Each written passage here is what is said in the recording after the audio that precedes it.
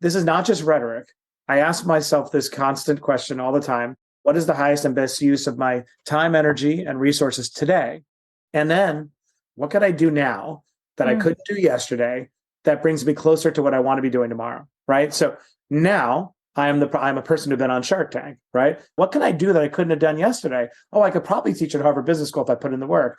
Okay, that brings me closer to where I want to go because I love teaching, right? So that's a perfect case study. So I'd say to anybody who's looking for a simple formula to ensure that the dots are being connected and you're living an intentional life, just adopt that simple phrase in your life. What's the highest and best use of my time, energy, intention today? And that'll ensure that you're always, on this growth mindset.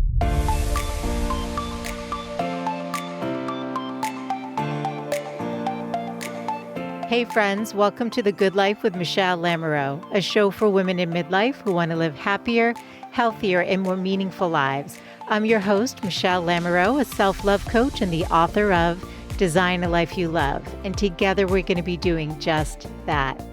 Each week I bring on world-class experts, best-selling authors, leading entrepreneurs, and also do solo casts with the intention of inviting you to get connected to what you really desire from your life.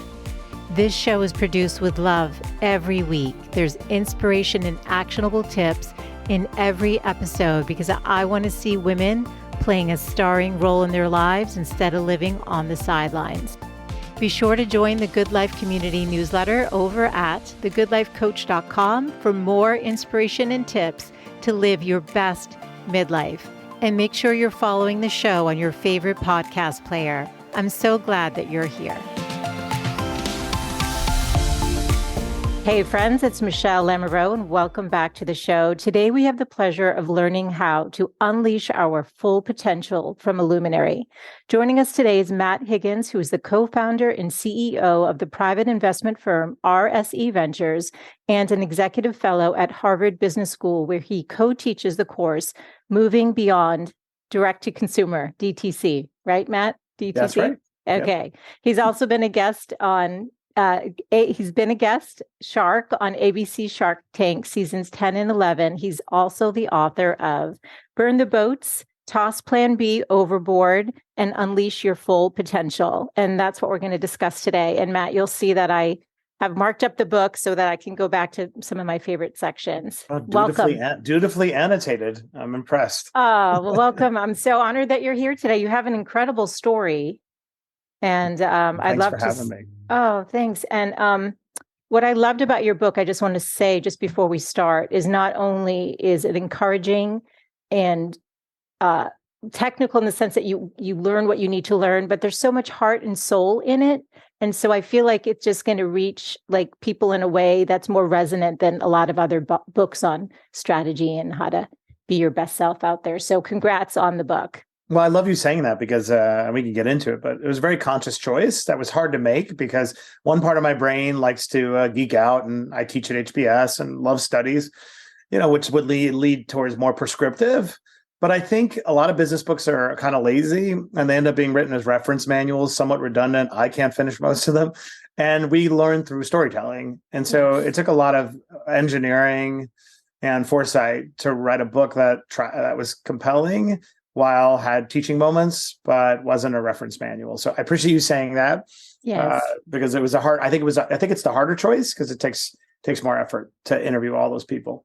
Absolutely. But what I appreciated too is the vulnerability that you start the book with to introduce us to your story. So it's very unique and definitely one of, really rising to your best with not an easy beginning. So can we actually start there? I'm going to just read really quickly one part that you wrote. You said, I credit everything in my life to understanding as a struggling high school kid that the cavalry was never coming.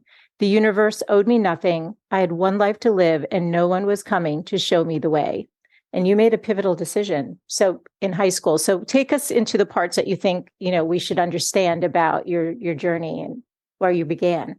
Yeah, I'll begin at the beginning at the relevant parts. So I was raised by a single mother. Her name was Linda Joy Higgins. I actually haven't said that name in a podcast before. I always say she's like a caricature of the mother, Linda. Yeah. And so we were four very rotten children. We really were. I was not. I was the good son, of course, the prodigal good son. But And fiercely intelligent. My mother was, and she chose to leave my father when I was 9 years old. And we were living in squalor, small shoebox apartment. I think it was like 800 square feet, crazy. And my mother would clean homes for senior citizens through Catholic charities. And when I was a little kid, she made the decision that she wanted to get an education. I didn't understand this till after she died. I didn't understand the full context of her life. But she had gone through a lot of poverty and abuse herself, never got an education, and was always embarrassed by it. And so she made a decision to get a GED. I mean, literally didn't even graduate school. She ended up choosing a loveless marriage to escape from an abusive father, and went and got her education.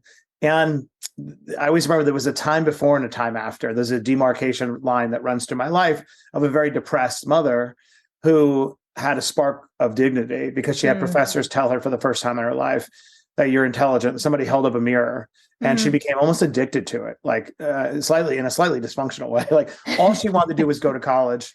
I lived my life, I always say Pell Grant to Pell Grant and student loan to student loan. And so she just loved it there at Queens College, got her, ended up getting a BA and pursuing 2 master's degrees. She didn't finish the second one. But the point of that is to say, on the one hand, I was seeing education pull her up, at the same time watching her slowly succumb to her health problems, both physical and mental in terms of depression. And so as a little boy, I was gifted with this defiance streak, feeling always that I was of them, but not among. I was among them, but not of them. Right. That's how I always felt about my context of this very, very poor neighborhood where some kids were on drugs, some kids were in gangs, kids were dying, and I was there, but I was like, I don't think I'm destined to be here. And so I always had this defiant streak. And as a little kid, I would try to make ends meet by selling flowers on street corners. Literally, I was that little kid that would knock on your window on Mother's Day and try to sell. No exaggeration. That's where I learned capitalism. It's better to be the guy who supplies the flowers than the one who sells them. But I would do that. I would sell handbags on street corners and handbags at flea markets, rather. And then my first big boy job was at McDonald's as the maintenance manager of the party room. Anybody out there who knows those party rooms? And my first job was to scrape gum under the table at McDonald's. This isn't like an exaggeration, like really was a big part of my mandate, but it's where I learned very early on that if you make yourself indispensable at even the most menial task, you'll catch someone's eye and they'll give you a bigger job, right? And sort of I always say more work opportunity is a leading indicator and compensation is a lagging indicator. So I really crushed gum cleaning, and then I got promoted to maintenance manager of the party room. So at the same time, I'm a little kid learning to hustle, trying to do everything I can, becoming increasingly desperate, wanting either a man to come in and date my mother, wanting the government to come in and feed us. And just like we would end up in ER all the time, my mother would tell me to pretend I have a stiff neck, to think that it was meningitis so we can get through the ER faster, always using different ERs for different doctor visits, like these little, poverty hacks, right? But my story is one of disillusionment, because also when your parent is depressed and you find yourself parentified as a child, you just want somebody, an authority figure, to step in. I do think we are hardwired with an understanding, even though we can't articulate it as a kid, of how things are supposed to be. Yeah. And a lot of my childhood always felt like, I don't think things are supposed to be like this. I think I'm supposed to be selfish. Yeah. I don't think I'm supposed to be the hero child who's meant to save you. But then you feel obligated to take on the role. Yeah. Getting to the point of the story. So I at the moment of capitulation, where I was like, this is like hellish and it's probably going to end terribly. Yeah. Is when I decided I was going to drop out of high school. It's okay. So it's incredible. And also I'm being really just very moved by the whole story, because I'm picturing a little young Matt and wanting that person to come in for you, but they didn't.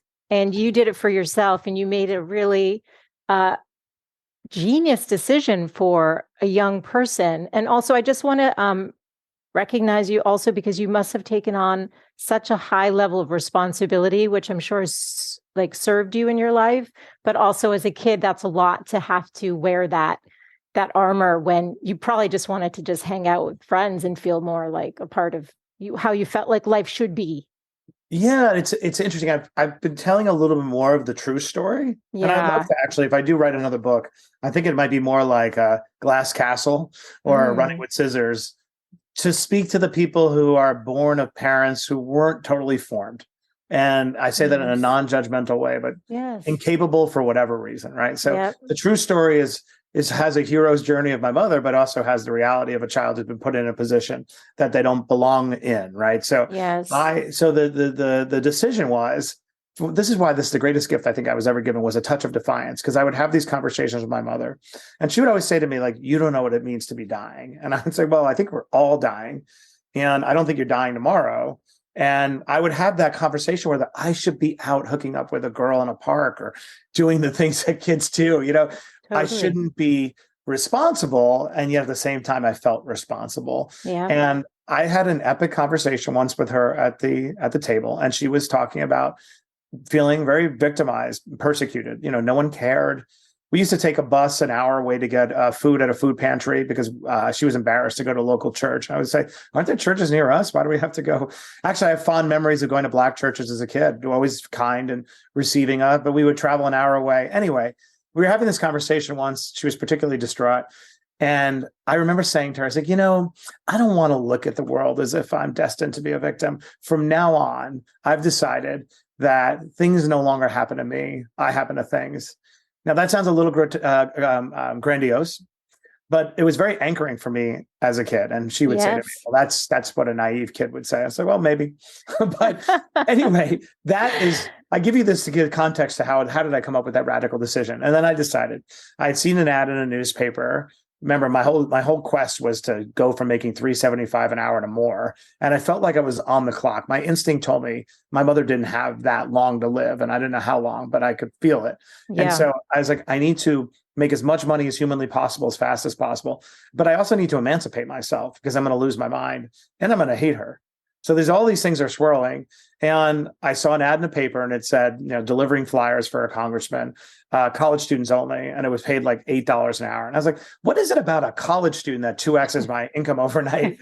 And this was my hack. I was like, what if I were to drop out of high school and get my GED, take Yeah. advantage of a loophole that would enable me to translate that GED score, which back then you could take any GED score and turn it into an equivalent grade point, a GPA, and the best schools in the country would take you. Now, nobody ever does this, and no one ever does well enough, but it's not exactly a hard test. And so I actually just wrote an article about this. It's going to appear on the Today Show, that I will say the greatest gift my mother ever gave me, even though she died with $120 in a bank account, was that when I came up with this crazy plan, my guidance counselor said I was going to be branded a loser forever. All officialdom, rightfully so, Yeah. just rejected this like an organ transplant that they just had to fight, violently. My mother was like, that's really clever. Like you could pull off anything. There was not an ounce of doubt or hesitation. Now, maybe some would say that's abdicating the parental role, maybe whatever. No, I agree with her. Right. The limitless faith. And I learned so much by that move. So just to explain how it anchors the book.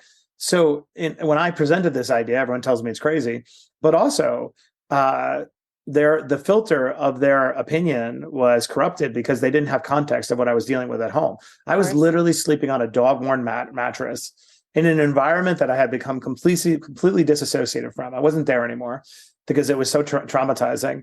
And then I had a mother who would cry in pain all night long, that I would wrap a towel around my head so I could see if this is the time I need to call an ambulance. So I'm not sleeping. I'm working at that point, I was working at a deli overnight, carrying a butterfly knife so I wouldn't get jumped. And then I'm supposed to go to high school. Now here I had my Jordache jeans, so I didn't look like I was poor. Back then it wasn't cool to be poor. And so point is, their advice didn't have full context. And second, their job was to manage to the mean case, to the average case, right? And not to the edge case. So I always say to folks, just be careful when you're taking advice from people, that the people you're getting advice from are probably around the average case, not the edge case. And if you're an outlier, you have to come up with your own blueprint. And so, but the pressure I was getting from the officialdom was unrelenting, picked up by the police, the truancy police, that I had my burn the boats move. And here's the title of the book. I don't know where this came from. I was like, I need to self-sabotage to such an extent that I become a write-off so that from no longer is everyone resisting my plan, they are facilitating. In other words, get the F out of here. So right. Because smart. back then high schools didn't want dropouts. Matt. Yeah. And so I failed every single class for 2 years, except for typing. That's not like manufactured either. I type over 100 words a minute now because I was like, that'll be useful. But I sat in the same land of misfits toys in the back of the room with the kids with the beepers, the drug dealers, and then I executed. And the day came, 16 years old. Now this all sounds great in the abstract, but the loss became very acute on the last day of high school. Right? It's when I really. Now it's everything's pulled forward. Like, wait, I've now lost 3 years of school. Basically, I am allowed to sit on the steps of Cardozo High School because I don't go there anymore in the middle of the day and smoke a Marlboro. Wow. Yeah. Nobody's telling me to get inside because I no longer belong there. Wow. And now I have to execute. And I picked myself up. I took the GD within 2 weeks on standby at Springfield Gardens High School in Queens, took the SAT for good measure. And then by the time I was 16, I had been enrolled in Queens College. I came back to my prom, a little bit like Maximus in the movie Gladiator. I needed to come back to the arena. Story. And I came back, and I remember Mr. Rosenthal, who on the last day of high school, I tell the story in the book, just says, Higgins, what a loser, what a waste. I'll see you at McDonald's. And he was kind of funny, also kind of an asshole. And then I show up at my prom with a beautiful girl, now on the debate team at Queens College with a 3.5. And the look in their faces, it was a range. The look went from one of either pity or contempt to begrudging respect or love and admiration. Mrs. Vega, who was my homeroom teacher, who I remember to this day, She taught Spanish. She was getting her master's at Queens College at the same time I was getting a BA. And her look was like, I knew you would pull it off. And others were like, can't believe you pulled it off. So that's the capstone of the whole story. I tell that because if you rewound, right, I would have either submitted to everyone's conventional wisdom. I wouldn't have made the radical decision. I never would have. And it was the right decision for me and the best decision I've ever made in my life. Oh my God. It could be a John Hughes movie somehow. It could be. People have approached me about a script and I'm like, I don't know the moral of the story yet. Let's wait to see what. No, I could see it. I see it. I actually do. As you're talking, like, this would be such a great redemption. But I have to do something with my life that I don't know, that makes it all matter somehow. I don't know. Maybe more than what you've done. Okay, we're going to get where you've been. Well, we'll get into it. So good. It's so good. Oh my gosh, Matt, that's incredible that you had the foresight. And I love that you did have your mother supporting you. And then even that teacher who could recognize it. And was it Rosenthal who said, I'll see you working at McDonald's. And you're like, what did you tell him? I did. So that was the last thing I heard in high school. I had to return the books. And I said in the book, it's like the equivalent of the academic walk of shame, right? You walk into each room, although I don't know why I cared and didn't just steal the books, but I had to return each unopened textbook. And I walk into Mr. Rosenthal's and he does it without missing a beat, just looks to the class and says, first of all, goes, what's this? He says, it's a textbook. Today's my last day of high school. Without missing a beat, he's like, Higgins, what a waste. I'll see you at McDonald's. And now 30 kids are cracking up. My face is hot, like I'm going to pass out because I'm Irish. And before I walk out, again, back to the defiance streak, I'm like, I'm not going to let this be the last word. And I said, Mr. Rosenthal, if you see me at McDonald's, it's because I own it. And then everyone was like, oh, snap. Now, the funny part is I said that, but I didn't really believe it. It's not that I didn't think I was destined for doing what I'm doing now. People always say, are you surprised by how it worked out? And to be honest, I was not surprised because I engineered it. None of this is luck or happenstance, right? But I didn't know exactly how it was going to play out. And when he said what he said, it was one of the lowest moments of my life. I always, that feeling when you could hear the blood moving through your ears, like you're just so screwed. I could hear the blood circulating in my ears. Yeah. When I sat on the steps and I remember packing, I don't know if people still pack cigarettes, but packed my Marlboro, smoked a cigarette. And I'm like, man, that is an epic sabotage. I am 16. But anyway, just to fast forward, if you would like, I do it. That set in motion a very second principle that has guided my entire career. Warren Buffett talks about the idea of compounding as the most important financial principle, which it is. Yes. But we don't talk enough about the idea of compounding as it pertains to professional success because, and this was inadvertent, because I started high school when I was 16, everything was pulled forward. I started college. I became president of the debate team. I ran for my college for that. I became a journalist when I was 17. I had my own column called the Trib Action Desk when I was 18. Carl Bernstein invested in the newspaper. And by the time I was 20, I was nominated for a Pulitzer Prize. Now, Oh anybody can be nominated for a Pulitzer Prize, but not by Carl Bernstein, right? Oh my And I won a God, bunch Matt. of journalism awards. It accelerated everything. So from the span of 16 to the time I was 26, it had completely transformed everything. Now, at the same time, my mother is deteriorating. My mental health is deteriorating. Our house is disgusting. I am drifting further and further away from reality. And then the most incredible professional development happens. I end up enrolling in law school. I do 7 years at night at Queens College. I enroll in Fordham Law for 4 years a night. I actually never would go.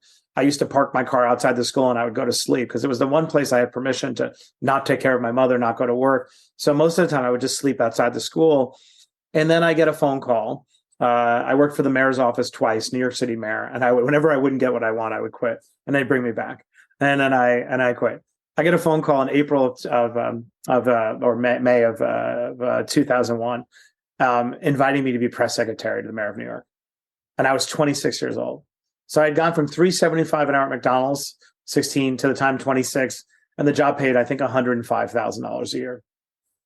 Finally, let's underscore that you were the youngest press secretary. Yeah, I was the youngest press secretary. There may be another one now, but at the time I was the youngest. And again, 26 years old. Unbelievable. The mayor of New York. Now, one, I was overwhelmed by it, and I didn't, want it necessarily because I was going into the last year of law school. It's hard enough to take care of your sick parent. How am I going to balance working all the time? But I realized we don't get to choose the moment of our opportunities. This has proved to be true throughout my life. When it comes, you got to take it. And I took the job not knowing exactly how I was going to balance all the pieces. And then I tell the story in the book, which I'm going to ruin for everyone now, but because it's not really a story, it's my life. The night before I go to work, my mother is deteriorating and she's on oxygen, sitting on a tank, sitting in this chair, can't really move. I'm bathing her. I hate my life. But this is the moment where I'm finally going to be free. It's enough money to get an apartment, hire a caregiver, and be free. And that night before, she asked me, the morning of, I don't feel good. I'm like, well, you never feel good. And I should have, in retrospect, noticed that she looked, materially different. But I went to work. And I get a phone call from her at 10 that she had called an ambulance, which I was actually very happy about, that finally somebody would step in and I would be relieved of the responsibility. Yeah. I used to always be very self-destructive. I'd always want to be in a car accident so that I could be relieved. And so this was me being like, oh, somebody's going to, take control. So I get the phone call and I tell her I'm going to meet her there. This is my first day of work. And everyone was so nice. Do you want somebody to take you? We could have a police car take you. I was like, it'll be fine. And then by the time I got there, she had died. So I have this moment that was years and years and years in the making, this little boy, trying to get there. And then she dies that day. So I tell that story in the book, not because I think my autobiography matters so much. It's because it turned out to be true that no cavalry was coming. The thing that instincts told me that everyone dismissed actually happened. She died.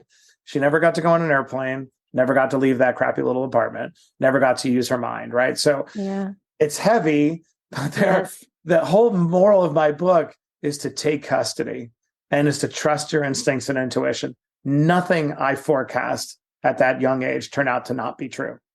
And even though I ran out of time, I was fighting the right fight. So, but she died that day, and we could pause there. Sorry to be so heavy. I don't know what. No, it's okay. I'm so grateful for your sharing. And also, I think people need to understand, I'm sure when they hear your story, you've been a guest shark on Shark Tank. I've never had a guest. I've done almost 300 interviews. There's never been a guest shark on Harvard. You teach a class at Harvard Business School. I mean, you see all these accolades. So people are going to already if they don't know anything about your story, they've made assumptions, right? I'm looking at you now with your nice blazer, right? You present you look so put together because you are, right. And you were. I just give you so much credit because, like I said, there's a part of me that feels for the young boy that had to take on so much, but it's all those things, we created a foundation for you to really trust yourself and to know that you can do great things. And you felt that within you the whole time. I love that you said the point about if you didn't know. It's one of the big motivators why I wrote the book. As you achieve a certain level of success, especially Shark Tank, this happened to me when I was talking to a bunch of kids at a homeless shelter who were getting a GED. And these sweet kids, right? These little babies. So many of them are rejected by their parents. They're LGBTQ. They're really fighting in their own fight, but they're striving in a homeless shelter to get a GED. Yeah. And I was trying to change their framing of how they look at the world, saying, imagine the juxtaposition of you getting a GED while in a homeless shelter. Everyone's going to be rooting for you later on.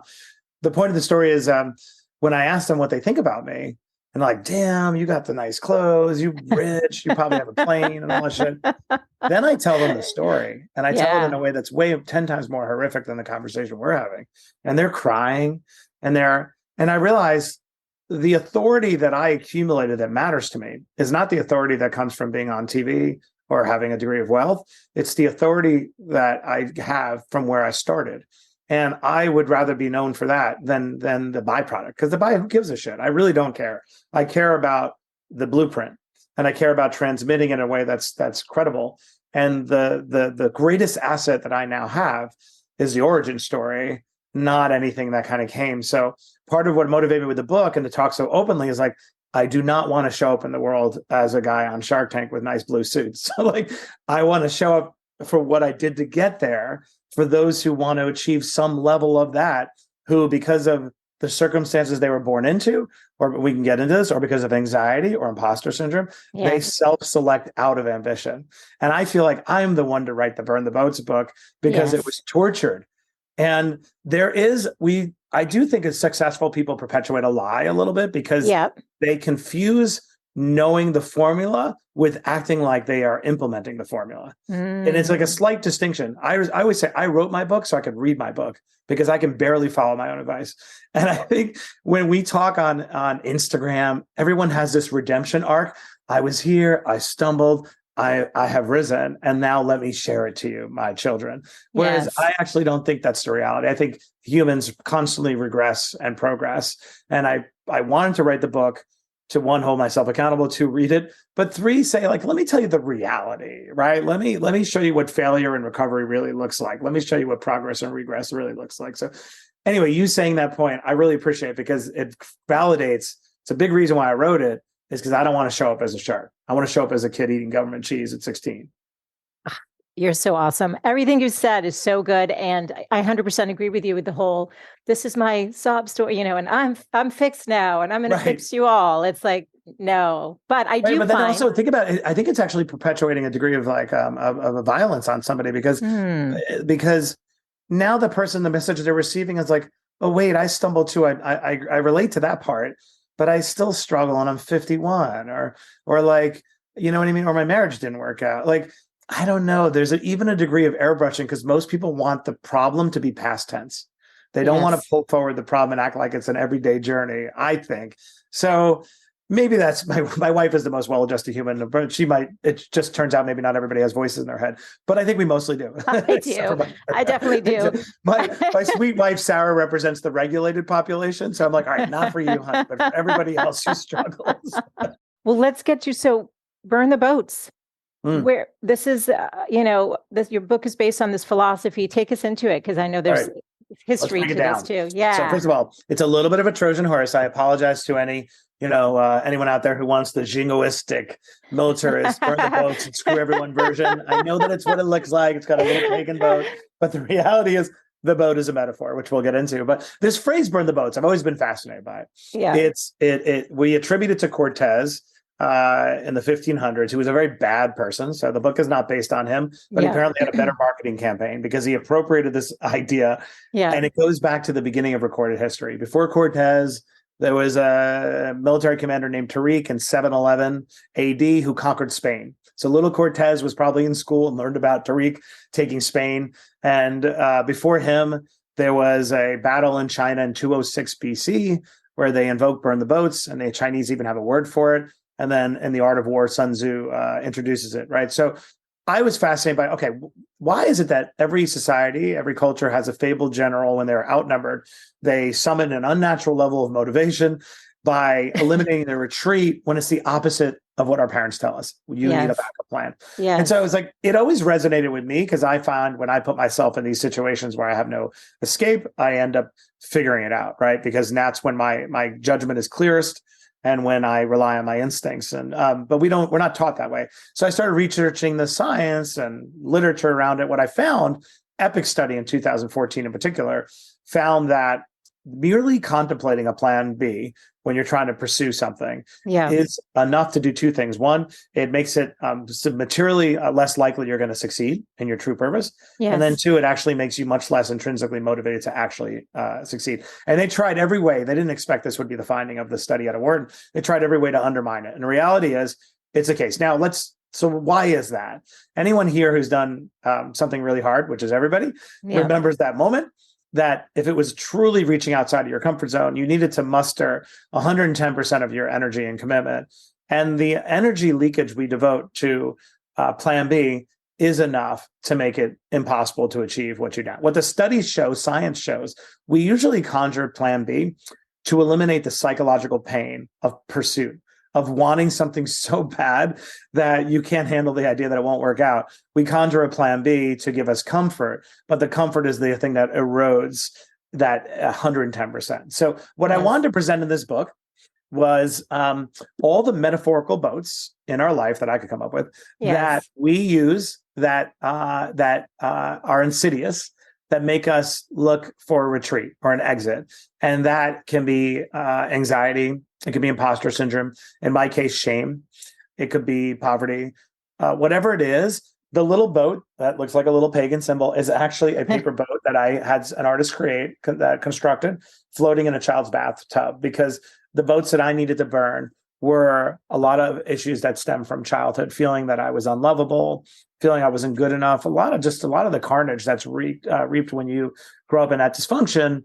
So the book, writ large, is an attempt to present to people different case studies, 50 different entrepreneurs, from Scarlett Johansson, my friend, to NFL coaches, all about what were the metaphorical boats they needed to burn in order to fully commit. So this isn't like a simplistic, just go all in and hell with everybody. This book, I say, is written for the risk adverse and for the anxiety laden who self-select out of ambition. That's what gets me excited. The messages I get from people are, I never felt seen before, I have an unsupportive spouse, or I thought it was too late, but I have this dream, and I read your book, and I met you here on page 176, or I met you on page 90. And by sharing, and I'll be quiet, by sharing certain details that I didn't wish to put in, my own divorce and having cancer, I wanted to model what vulnerability looks like, to give people permission to believe that they're not less than,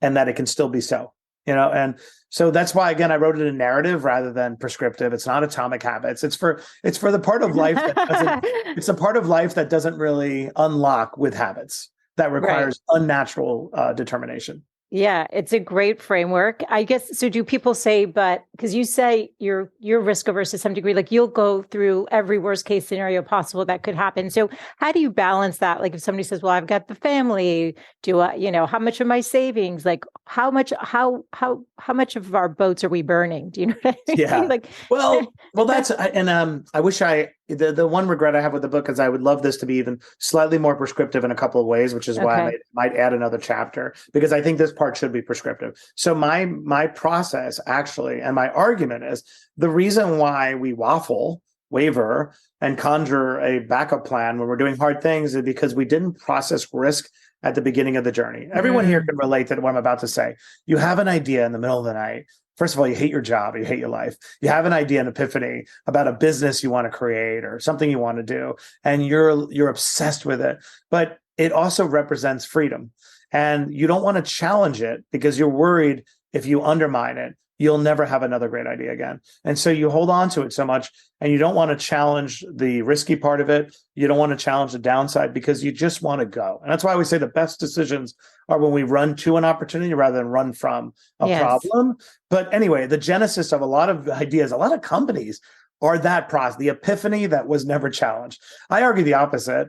I just simply say, embrace your plan B and your risk analysis before you ever begin. So I have a simple 4-step process, which I'll break down, which I call my risk matrix, but call it whatever you want. Yeah. So for me, it's number one, I embrace my inner catastrophizer.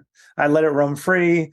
If I pursue plan A and it doesn't work out, oh my God, right? So usually the catastrophizing is over judgment, appropriate, being abandoned by people you love or whatever, some type of shame, which by the way, nobody really cares about what you're doing. But anyway, so step one, embrace my inner catastrophizer. Step two, because humans underestimate our capacity to save ourselves.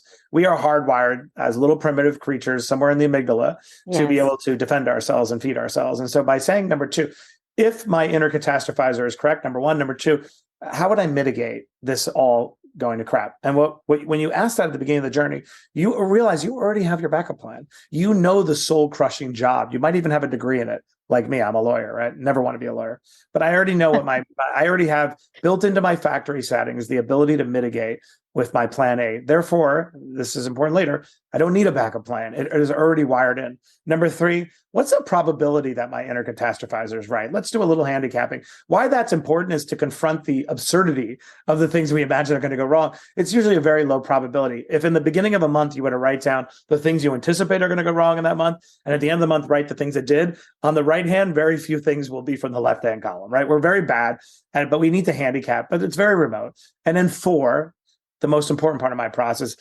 what's my why? Like, why am I doing? What's motivating me? What pain would I be willing to endure? What cruelty and ridicule would I be willing to subject myself to in order to achieve my true purpose? When I do that, and I did it when I was going to teach at Harvard, I was like, if I could end up teaching at Harvard Business School, given where I came from, I would come within an inch of my life. And I say this literally. Most of the things that I do that are big and bold, I would come within an inch of my life to achieve. And I say that very peacefully. And this book nearly killed me to write it, to promote it, because I know the power it has to change lives. That's my 4-step process. So here's why all that matters. Now, when you're moving toward your goal and you're trying to give 110%, something will happen. You'll take on incoming naysayers will cut you down and you will waver, and the backup plan will begin to form. And when you've gone through this 4-step process, you go, no, asked and answered. I already know what I'm going to do. I should not be devoting any energy to this because I already identified my soul crushing job. I trust my ability both to figure it out. So my overall argument with Burn the Boats is that we don't construct ourselves to be able to withstand not just external forces, but the internal forces that conjure a backup plan. I needed a whole book to tell that because it's nuanced. And I needed case studies to show how different people take on incoming. I tell the story in Burn the Boats, which I love, about Rex Ryan. He's an NFL coach. I work with the Jets, for those who don't know. And we had the most absurd scandal like a decade ago. Rex loves his wife. They have an amazing relationship. But it turns out he loves her feet too much. And so there was a scandal where these videos showed up, on the edge of being erotic, of Rex worshiping his wife's feet. It became the biggest scandal, front and back page of the Post, whatever. And I tell the story in the book. Rex was decimated by it. And I had this incredible encounter with him. I had just walked into his office. And he was praying with somebody. And I said, Rex, I didn't know you prayed. He goes, I do now. And he thought the act of being discovered was going to potentially upend his whole entire life and his marriage. And I remember said, Rex, this isn't the end. This is the beginning. You're going to go on Oprah and we're going to do a 5-book deal about how to keep your marriage fresh. Because anybody who after 20 years is still so motivated by his wife's feet that he's making erotic videos, that's somebody the world needs to hear from. And to this day, when Rex Ryan sees me, he will say, there's Oprah. And why that story matters, and this is the point of the Burn the Boats framework, his metaphorical boat that he needed to burn was a sort of sense of shame around this secret part of his life, which is so absurd that we're even talking about it, but whatever, back then. By sharing it and being quote unquote exposed, the players knew that he was one of them, that he was real. And then he started owning it. He owned it with players, but he owned it in interviews, made fun of it.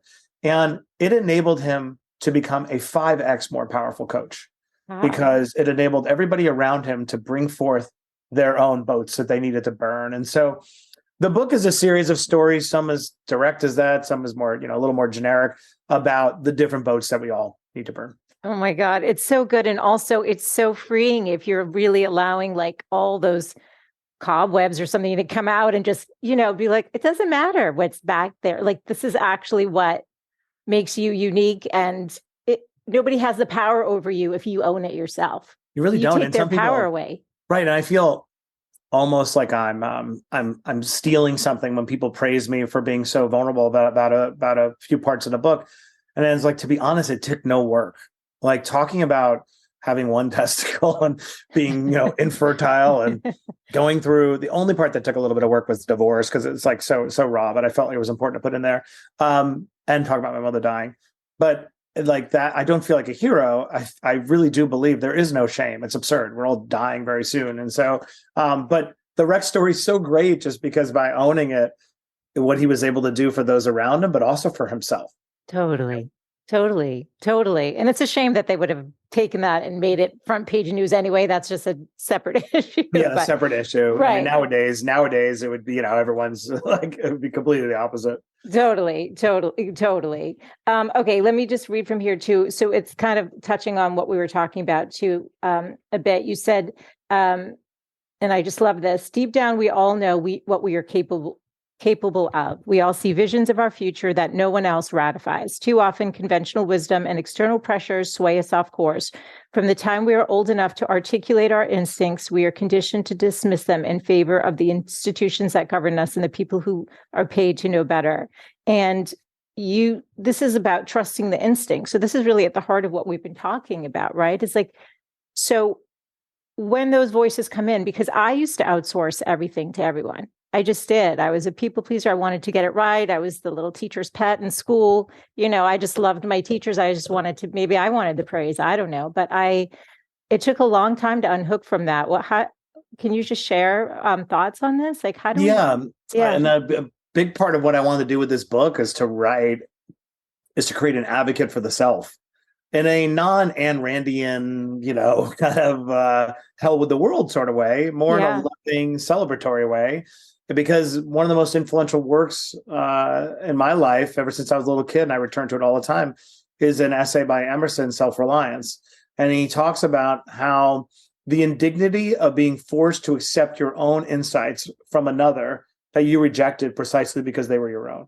So we all have that moment when you watch an infomercial or something like, I had that idea. And then you dismiss every single person listening has seen an invention. And I argue, just because somebody else, so I think people dismiss it when they see that somebody else created it, like, oh, I guess it wasn't really an original idea. Yes, it was. You didn't know that somebody else created it, and you didn't know somebody else would create it. So I think those are sacrosanct. And so how do we condition ourselves to act on those earlier? So I've sat with this idea a lot, and I've made some big, bold bets, and things have worked out in my life. Some haven't, but the ones that do work out are when I see an opportunity that is tremendous, right? And it's usually born of what I call proprietary insight. It's an insight that emanates from the context in which I live, the context in which I work, or an experience I've been through because of my unique upbringing. In my case, dropping out of high school, getting a GED and go to college was a proprietary insight born of my mother, right? Yeah. So everyone listening right now has proprietary insights about either a new business idea or a new process about how things can be done differently.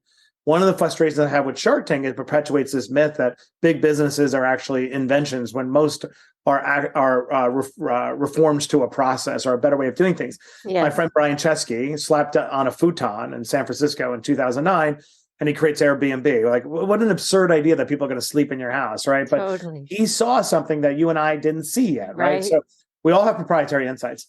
So that is a fact. Every single person here is potentially sitting on a multi-million-dollar business. You don't need to do it, but you're at least sitting on a promotion, right? Yes. So then the question is, but why won't you act on them? Right. So I tried to create a formula intellectually that we should just accept to make it easier to act on our insights.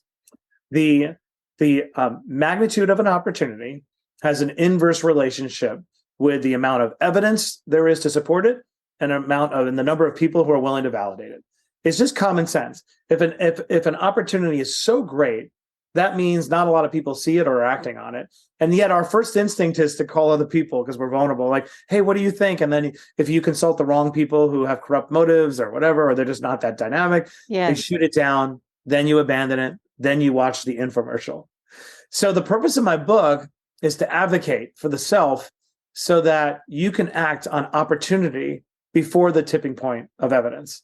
That you could act on opportunity in the interstitial space before the evidence come. I use lightning and thunder as the way to sort of lightning, the flash that we're not sure if everybody saw it.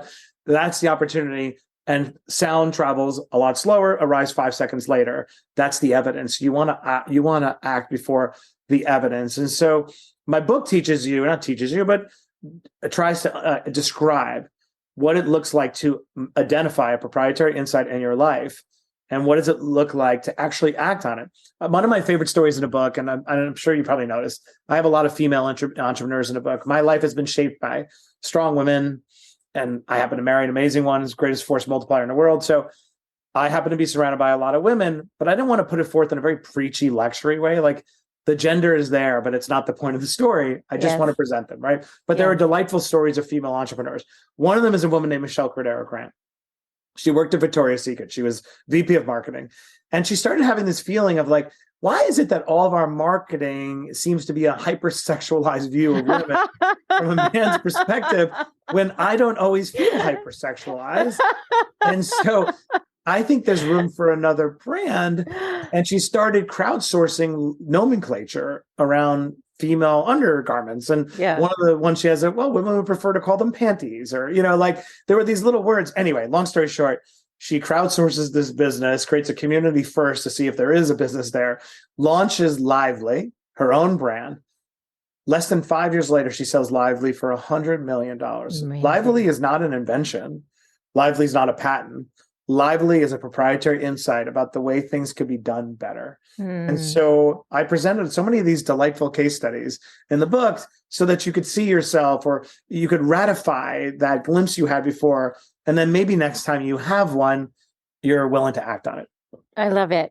Let's talk about vision and goal setting, though. So you write, you can't achieve a goal that you haven't defined. You need to know where you want to go. Only then can you come up with a plan to get there. The best dreams are the ones that emerge from somewhere deep within you, where the ambition is inextricably linked to your unique take, your gifts, your talents, and your soul. So this is what you're talking about with Michelle's story. Yeah, exactly. And a little bit of a counter to the Harvard Business School student who intellectualizes their way to a business or a solution. Yes. And while sometimes that works, it's missing a certain fire. So that's all. I mean, it can work, but I just think it's better when there's alignment. Yes. That, God or whoever you believe in put you on this earth to pursue it, right? Yeah. That's my point. Well, let's talk about, go ahead, please. No, go ahead. You go ahead. No, I was going to say, let's talk about that fire, that fuel, because I think there are people sitting with the dream. They're in the rocket ship. They got the big vision, but they're not going anywhere. And then there's the ones that are heading to the moon, right? They get the fuel and they're going. What's the disconnect? Oh, I love that question, because I do. Number one, that line you just read is a soft, gentle way of saying be intentional with your life, right? And goal set. A little bit master of the obvious, right? But it's worth repeating. 100%. Be intentional. Yeah. But the difference between the two, and I see this all the time, I am very, very intentional with my time, and in some ways mercenary. I don't have friends very much. I have people I care about. I've defined my life very narrowly so that I can do what I can achieve my dreams. Yes. And I create a very self-sustained universe. My wife is my best friend. And we toggle together different environments. It's actually, one, it's very rewarding, but it's also very efficient, because I actually don't, like I had a bachelor party, I went with her. It's like, well, it's just more fun to hang out with you. It's true story. So what's my point of that? My point is, when people reach out to me, which I'm always feeling guilty that I don't do enough, and then feeling protective of my time, right? But what I find is there's one person who comes forward and they have a dream, and they believe that the act of having the dream should be enough to make them wealthy or independent, but then they want to offload the work to you. This is probably the majority fact pattern. Okay. And then there's a minority fact pattern, which is like, I have a dream. I really want to pursue it myself. I have a couple of discrete areas that I'm not entirely sure what to do. Can you help me with A, B, and C? Those are the ones that I would lean into because they've made it manageable for me, and I don't have to devote more than 10 minutes, right? Yeah. But the majority fact pattern is what you said. It's the disconnect. It's a person who has the dream, and they think that just having the dream is enough to reward them, and it's never ever the case. And it usually comes to me in two different ways. One, I call it the rescue mission case. Like people so go on a rescue mission. Like, we should have charging stations at our gas stations all over, and somebody's going to reinvent the gas station. I talk about in the book. And I'm like, well, that's true. But like just being able to identify that we're all going to have really tricked out EV gas stations. What's the plan? Yeah. What's the plan? Right. Yeah. And then, so that's one version of the fact pattern is kind of wanting you to do it. And then another version of the fact pattern is the person who equivocates, like can't cross the line, like wants you to de-risk it for them entirely, or and so with those, I always open the door, do the best I can, but usually when I sniff out somebody's looking for me to go on a rescue mission, I turn the other way, because it's actually unfair when you expect somebody else to save you, because that's going to come out of their own life, right, or their own dreams, their own ambitions, and so. Long way of saying ideas are cheap, right? Yeah. Like intentionality is what you have to be intentional and build that plan. And you know what's fun about this stage, and you and I are similar age, right? That at this point in our life, we get to reap the benefit of compounding of all the pain and suffering we've been through. So I look at everything around me, I could trace back to the flowers, to McDonald's. It is a complete direct progression of leveling up and endless uncomfortable decisions where I had to eat crap or just like torture, right? No sleep, and like trying to finish my law school exams. My mother had just died. Then getting through 9/11 where I can't even go to class. Like, I'm not bragging. I'm saying I paid the price, but I benefited with the compounding. When somebody comes from me now in our age group or cohort, and they're like, I just don't understand why things don't work out. I was like, well, I'll tell you. Like, well, I was near death. You know what I mean? You looked for somebody to rescue you. And so a big part of my book is about self-reliance. It's about taking custody. Yes. It's about the best single piece of advice I ever got from somebody when I had a moment of indulgence, and I normally don't, moment of pity. And he said, be an agent in your own rescue. So for anyone out there who thinks that having the epiphany is the work, is the reward, you've got it all confused. The work is the thing that will enable you to reap the benefits of it. And it's no one ever has a patent that anybody buys or an idea that anybody deploys on your behalf.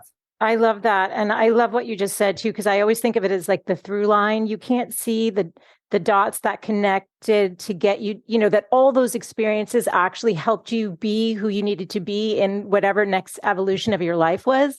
And that it's where you are now that you can look back and you see those dots. But in the moment, they may have been really uncomfortable places to be, or really amazing places, but they all come together to like make you who you are. Yeah. And I love what you said about the dots. They're only obvious in retrospect, but there is a way to guarantee that the dots are being created. And it's a formula that I have used throughout my entire life. I'm better at putting words to it, but it's always been operating upon me. Yeah. Is it's actually taken from zoning context. When I was a little kid, I had a job working for the government, and I was exposed to zoning when I was 18, 19. I worked for a community board, right? And there's a phrase in the law and in zoning called highest and best use. There's a philosophy principle of the land where you always want to put land to its highest and best use today. That ensures that we don't have these relics from a bygone era, right? So if you think about a warehouse in Tribeca that 100 years ago was used for slaughtering cows, is now used as Leonardo DiCaprio's bachelor pad, right? Like that's the highest and best use of a Tribeca warehouse is to be a $20 million condo. And so, but we are like pieces of land, right? That are constantly, the context around us is constantly changing, and we are changing. So every week, sometimes like quicker, I ask, what is the highest and best use of Matt Higgins now, of my time, energy, and attention? And if you're an iterative creature who is constantly living a growth mindset, the answer to that question is going to change constantly. So, for example, when I went on Shark Tank, the day after, the highest and best use of me changed, because the act of being on the show as a guest shark opened up endless opportunities. Yep. But interestingly, you know how sometimes we think there's like, if I just got that award, or if I just had $1 million in the bank, or that everything changed. Nothing is self-executing. And so by asking myself this question every day, it ensures that I put in the work to leverage, and that is the thing creating the dots. So I go on Shark Tank and be like, all right, let's just be honest. I'm probably not getting on the faculty of Harvard Business School unless I could get everyone's attention by virtue of being on the show. But now I'm infused with credibility, and now I can do it. And so this is not just rhetoric. I ask myself this constant question all the time. Yeah. What is the highest and best use of my time, energy, and resources today? And then what could I do now that I couldn't do yesterday that brings me closer to what I want to be doing tomorrow, right? So now I'm a person who's been on Shark Tank, right? I couldn't have done, what can I do that I couldn't have done yesterday? Oh, I could probably teach at Harvard Business School if I put in the work. Okay, that brings me closer to where I want to go because I love teaching, right? So that's a perfect case study. So I'd say to anybody who's looking for a simple formula to ensure that the dots are being connected and you're living an intentional life, just adopt that simple phrase in your life. What's the highest and best use of my time, energy, intention today? And that'll ensure that you're always, on this growth mindset. Also a bit exhausting. Somebody listening, be like, that sounds like a lot of work, Matt. Well, hard work is, I'm all about that. So if that's what it takes, I love that. That's like a goosebump moment. I just want to ask you quickly before we wrap up, just about anxiety. So we talked about how somebody could see you, so successful by anyone's definition, right? I think we should all define our own, but clearly you've achieved success, beyond measure. What advice can you give about managing anxiety or even those voices maybe of shame that inevitably creep in as we push forward to be ourselves? Because sometimes when we hit those tipping points, we get scared, and the anxiety comes in and all the mean voices want to come in and tear you down. So how do you manage that? Well, one is talking about it. And for those who haven't read the book yet, and why don't we use these as cousins, right? Anxiety and imposter syndrome. Yeah. That one, I think it's important to acknowledge that that actually imposter syndrome in particular is really actually a feedback loop for doing hard and uncomfortable things. If you're somebody who's actually never experienced or don't experience imposter syndrome, it's because you're not putting yourself probably in uncomfortable, unfamiliar environments. And if you break down at a neurological level what's happening with imposter syndrome, it's because the brain is very efficient. Any mother knows this because you read Goodnight Moon to your children all the time, and weirdly, they want to hear it for the 100th time. You are one big, long Goodnight Moon. Your whole life is, your brain is looking for repetition because it's uncomfortable to put on new neural tracks. So when you experience imposter syndrome, it's your brain pining for the neural track. It doesn't have one, but now it's going to put one down, and when you're on the other side of it, you're going to feel better. I tell the story in the book, which took me a bit to decide to do it, because for the following reason: if you watch me on my first episode of Shark Tank and I was only 41 or whatever, you'd say like, oh, he's like pretty much a natural. That was great. Lawyer Grenier came to me afterwards and said, never since the beginning of Shark Tank has somebody walked on here like they had been there from day one. I say that not in a self-aggrandizing way. I say because, okay, do I allow the tape to speak for itself? But the tape represents a lie. That effortlessness is acting. The reality is that I crumbled before I went on that show. And I tell the story in the book. I won't go into it now, but it's quite pathetic. But I opened up to Damon John in the dressing room. I said, hey, I'm a mess. And I was shaking like a rabbit. I don't know why, but I feel like this is gratuitous and I'm putting myself in harm's way. Yeah. I got all the naysayers, whatever. And Damon, after using a bunch of F-bombs about everybody else, says to me, Matt, you belong here because you are here. And I love that point. So to anyone, I'm going to address to both parts of your question, but for anyone who has the cousin of anxiety imposter syndrome, and studies show actually a higher degree of women acknowledge the truth about it. But I actually think both sexes do, but one's more forthcoming. Yeah. That there is no final arbiter of belonging, that you have the last word. And if you do two things, one, recognize the only reason you feel this way is because you've decided to reject a life of mediocrity and complacency, that you're not settling, you're putting yourself in an uncomfortable position, number one. And number two, no one is going to give you permission to be at the table or is going to give you ratification. It's entirely upon yourself. And in terms of anxiety, and I say this to parents too, that anxiety, the anxiety is like a nuclear reactor, right? Like we were always trying to contain we're trying to contain fusion so it doesn't destroy the world, but we also don't want to shut the reactor down either. Yeah. And so and there's studies I go into in my book about this, that successful people harness anxiety and contain it at the same time. So you want to use it as a motivator. And actually studies show there is an optimal level of anxiety that you do want to maintain. You don't want to extinguish. Yes. You want to avoid crippling and paralyzing anxiety. So I go into the book about the importance of third person self-talk in particular. For those of you out there who believe in affirmations, it's really important to do them in the third person to create a benevolent superego who talks to you like, Matt, like you didn't come from crap to end up acting like a little baby on the eve of going on an entertainment show. Like, get your shit together, but usually not supposed to lecture yourself. But my point is, there's a lot of little hacks. And sharing them in the book, Burn the Boats. But again, back to like, why did I write it? Why did I choose such a bombastic title? Yeah. wanted to appropriate it for the rest of us for whom it doesn't come naturally, the people who aren't narcissists or sociopaths, or maybe well-adjusted and perfectly regulated. I'm not one of them. I wanted to bring it forward and give the tactics for how to allow anxiety to have a seat at the table, but to live with it, allow imposter syndrome into your life and welcome it as a feedback loop. To recognize that not only is bloodletting and releasing shame both spiritually great for you and emotionally relieving, it's an effective management tactic, because the best way to cultivate self-awareness is to model vulnerability, because now you're giving permission for people. They see that, oh, nothing bad happened. People have said to me, I cannot believe you talked about your one testicle and half the balls twice to man. I'm like, who cares? And also think about the power now. Some little kid out there who's about to go through testicular cancer, and one of 7,000 people a year is going to read that I wear dog tags that say half the balls twice the man, that I have taken something that is supposed to be slightly uncomfortable and shameful and be like, no, it's badass. I am probably the only person on earth who has a GED, a JD, and one testicle. So that's on that note. Well, you've been so generous with your time. Is there anything I didn't ask that you want to just mention today before? No, I would just say I love talking at the end about partnership really quick if I can. Please, always. Yes. I think it's, so important, especially for younger people who don't know what good looks like in a relationship. Yes. I find in my life, for those who, a lot of times when you end up in a situation that you're not happy about, it's for two overarching reasons. One, you didn't think you deserved better, or two, you didn't think better was out there. So I love talking about the partnership I have with my wife, Sarah, because I married what is the greatest force multiplier in the universe.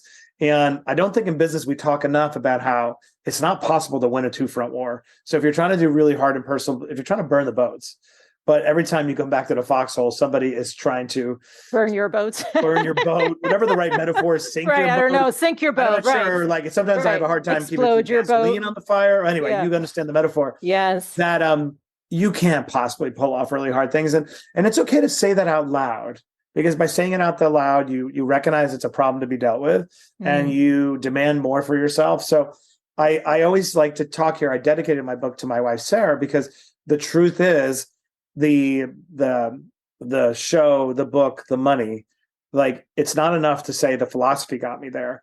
Without my partner, none of it happens. So that's not like a nonsense, oh, he's being nice about his spouse. It's actually true. So I believe if you have somebody in your foxhole that you find is bringing you back down to earth, a lot of this coded language where you feel unsupported, I would just argue or encourage you to believe that you deserve better and can get better, and that there is a way to create a dynamic where both are force multipliers. And so that's it. It's a metaphorical boat that I don't think you could necessarily burn, because it's not realistic, but you should acknowledge. So I say that to especially any young person out there who's feeling that they're in that dynamic and they find themselves settling, that they should challenge those assumptions.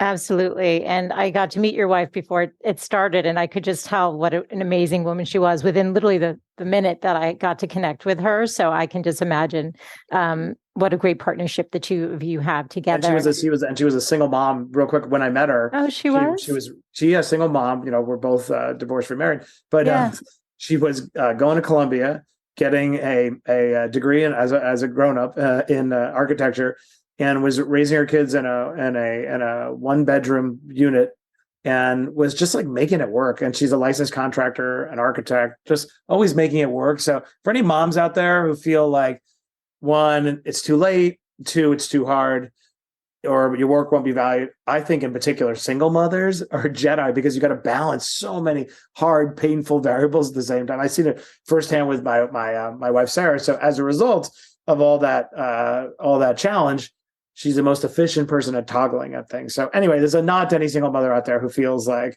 the die is cast. That's not the case. And the businesses that I've seen that have been launched by moms in particular pull off some incredibly extraordinary things, because you have to be so mercenary about your time. I love it. I always think that you just get a group of moms in a room and they'll solve any world problem. Really, honestly, it's true. And that's why I love telling. One of the last stories in the book is about a woman named Vicky. I tried to recruit her to join my firm. It's such a great story. She runs a firm called The Village. Anybody out there, just if you ever need a social media firm, Vicky's amazing. And I tried to recruit her to join a firm I created called Darius 8 years ago. It's stories in a book as well. And we got close and Vicky turned it down.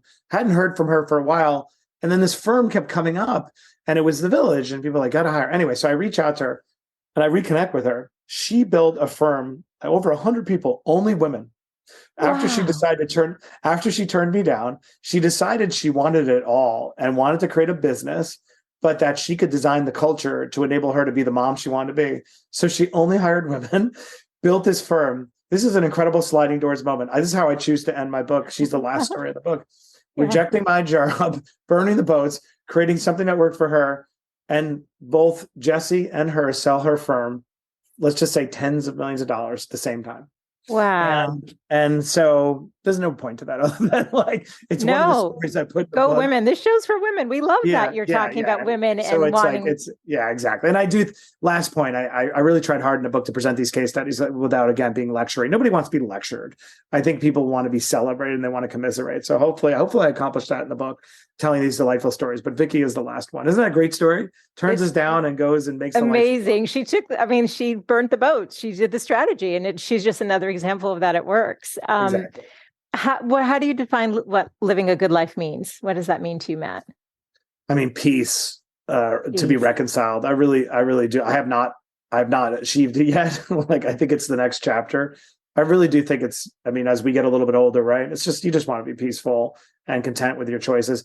Now, to go a little bit deeper, I think the goal for me is to, at least mine, is to eliminate regret. I think regret is the worst human emotion because it's entirely self-inflicted. Mm-hmm. So I do think you're able to forecast your deathbed or your epitaph and work backwards. So I know what I want my epitaph to say.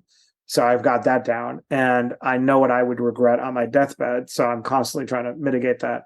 And from those two come peace, I think, right? So for my epitaph, therein lies a dad who did the best he could. Like, I know I wanted not just do the best I could, what they wanted, but at least if I could at least do the best I could.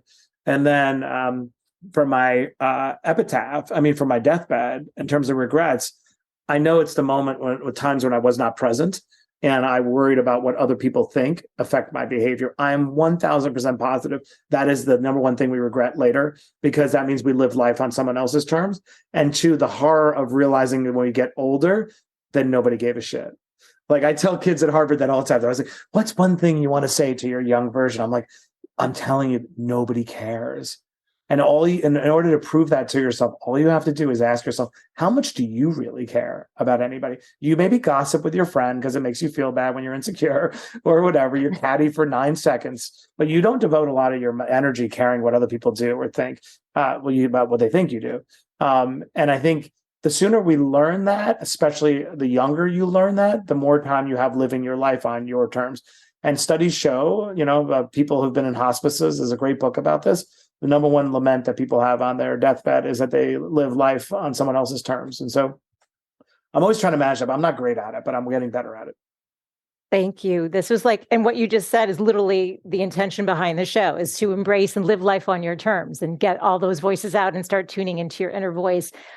Matt, everyone's going to go buy this book because they just heard the heart and soul that you have and your intentionality with what you produce with Burn the Boats. Where do you like to direct people? And I was on your website, by the way, playing with Triton before we started. So tell us where we What'd you think? Did you ask it? Well, I was like, why, I asked, who were you writing this book? Who was this book written for? I wanted to see what Triton would say. Did he give you a good answer? Yeah, there was 4 things. Actually, let's tell the audience really quick. This is the other part of my geeky brain, right? Yeah. AI, I think, is the greatest wealth creator of our lifetime and the great equalizer. It's enabled anybody who had a skill gap or who believed that they were, from a region of the world where they can't pursue business, no one will take them seriously. Whatever is the reason that you felt was a barrier to you launching your idea has been eliminated. It is the great excuse killer. And so I'm really passionate about it. And I think that those who are warning or fear mongering are actually doing a disservice to a vast number of people who listen to that and say, oh, AI is bad, when in fact it's a race, right? And so I want to model what that looks like and modeling what acting on opportunity before the tipping point of evidence is. And so I said, what if the book never ended? What if And this is also born by me feeling a responsibility for those who read this book and then take some type of radical action. I'm like, I know when the further you move away from a catalyst of inspiration, the harder it is for you to remember, wait, why did I do that? Why was I so excited after I read the book? Yeah. So I said, I'm going to train an AI model, which I did, on everything to do with burn the boats, every historical battle, every study I used in the book, which I didn't have to, I only footnoted. I included every single study, every interview I've ever given. And I took the entire book in, see what the publisher says. And the goal is to create an AI trained model. I didn't want to give him my name, so I gave him an alter ego. I called it Triton because Triton is the son of Poseidon, and he had the power to calm the waves, because I have to extend this metaphor ad nauseum. Yeah. So he's called Triton. But as a result, if somebody out there has read the book and they feel connected to me and the story, which does happen on an emotional level, right? Yes, they feel a little bit lonely and I don't have time or whatever, he can't get me. Now you can go to Triton 24-hour day. I have a big interview tomorrow. Remind me about imposter syndrome. And what's amazing, it's like a little benevolent monster that is iterating, and he comes up with stuff. And I'm like, I didn't put that in there, but again, I don't know how much people ever use. Thousands of people have used it, but mostly I'm trying to model multiple things at the same time, acting on opportunity, and also providing a way for the book to never end. And people keep asking, are you going to write another book? And I'm like, why would I write another book? I'm not done with the journey. Like I have unleashed something. There are holes in the book. There are places where the book doesn't totally hold up. And so rather than write another book, I want to keep adding to the book every time I find a vulnerability. And Triton is my way of doing it. I love it. So just so people know, that's over at burntheboatsbook.com, yes. Which is right where you can learn more about the book. And then so that's Triton where is a Burn the Boats book. Yes. And then if you want to buy it, it's on Amazon, is great. Reviews are everything. So if you could review it, DMs, every day I wake up thinking that my behavior is cringy by promoting it. I, like every other human being, also needs to resupply my motivation. When you DM me saying that it moved you, especially somebody that I should not be able to connect with where I am now, you know what I mean? We're in such a balkanized world, right? You're a white middle-aged male. What do you have to tell me?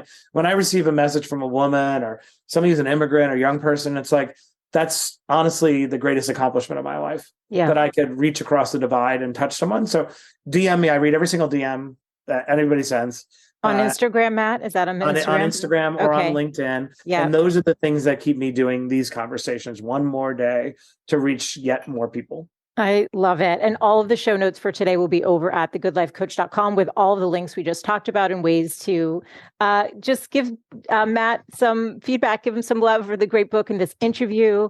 And what a pleasure. I mean, you were so fascinating. This was Thank you. Beyond expectations. And I'm so grateful to you. So, and thank you for showing up with such heart and soul in the way that you are presenting information so that it actually can be reached globally in a way that people can feel not alone and encouraged. Because that's how I feel. Like, I'm like, okay, I can do this. So thank you so much. Thank you. And thank you for letting me talk to your audience in particular.